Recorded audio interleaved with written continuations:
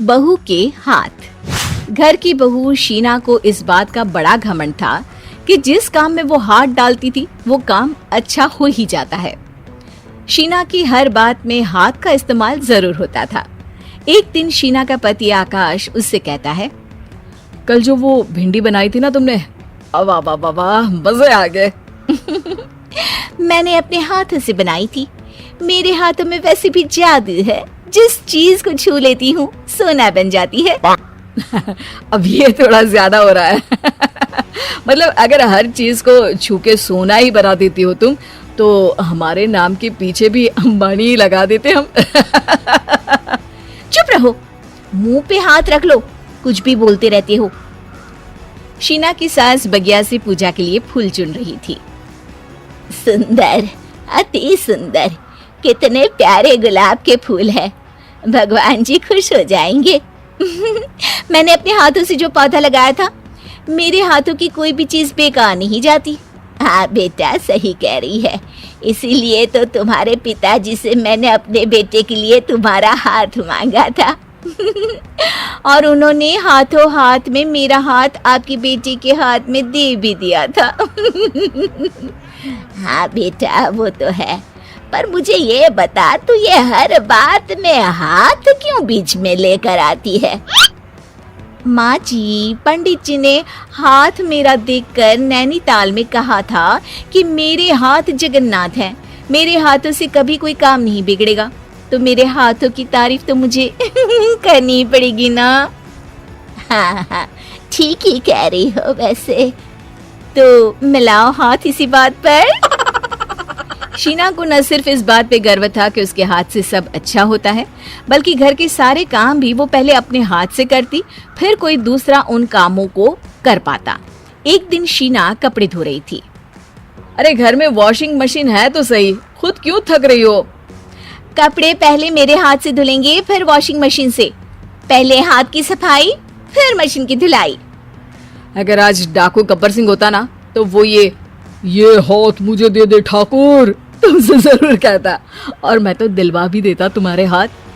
हर एक काम में हाथ बटाओ, ज्यादा जुबान न चलाओ, वरना दूंगी एक उल्टे हाथ से। क्या दोगी?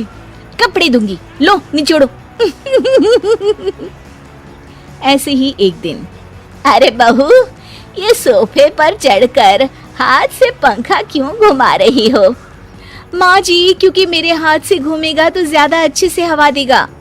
अरे बेटा, फिर तो तुम गाड़ी का पहिया भी हाथ से घुमा के मायके जाया करो। एक बार आकाश ने घर पर कार लाने की बात छेड़ी। माँ, सोच रहा हूँ कि एक कार लेकर आता हूँ। ले ले बेटा, क्यों नहीं? अरे पैसे हो तो हवाई जहाज भी ले लेना। हाँ, पैसा तो हाथ का मेल है, ले लेते हैं। इस हाथ पैसे देंगी, उस हाथ कार ले लेंगी। मुझे तो लगता है कि बहू कार भी अपने हाथों से धक्का लगाकर घर लाएगी। वो तो नहीं करूंगी, लेकिन सबसे पहले स्टीयरिंग पर हाथ मैं ही लगाऊंगी, ताकि गाड़ी का आना शुभ हो। अरे घर ले आने तो दो, फिर हाथ लगा लेना। लेकिन शीना नहीं मानती। अगले दिन ही सब कार लेने जाते हैं।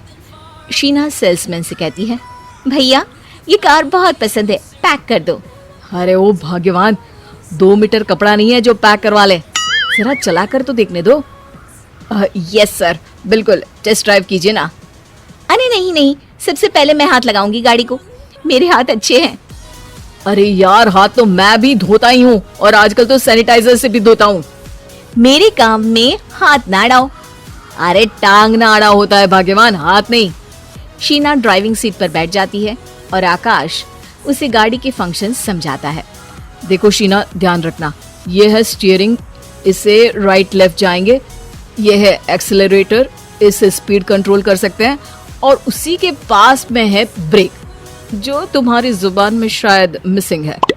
ठीक है, ज्यादा भी सिखाने की जरूरत नहीं है। मेरी माँ तो कहती है कि मैं अगर अपनी शुभ हाथ लगा दूं तो जग घूम जाए। तो ये स्टीयरिंग क्या चीज है? शीना गाड़ी स्टार्ट कर देती है और स्टीयरिंग को घुमाते हुए एक्सेलरेटर पर धीरे से पैर रखती है, और शोरूम के बाहर के एरिया में ही गाड़ी घूमने लगती है, जहाँ दूसरी गाड़ियाँ भी रखी हैं। देखा मेरे हाथों का कमाल। अब ब्रेक दबा दो, आगे गाड़ी है।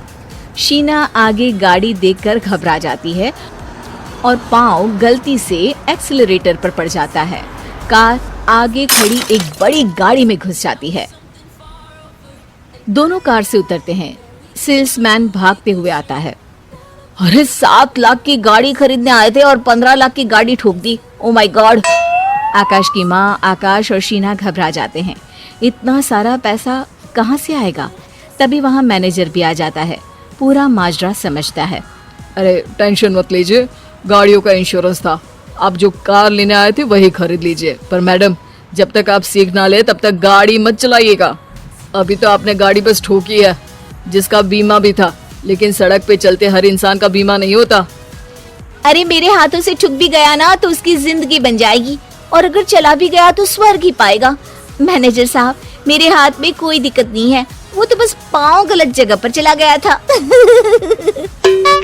शीना की बात सुनकर आकाश अपना सर पीटता है और उसकी सास अपने हाथ से खुद का मुंह छिपा लेती है और मैनेजर हाथ जोड़कर माफी मांग लेता है।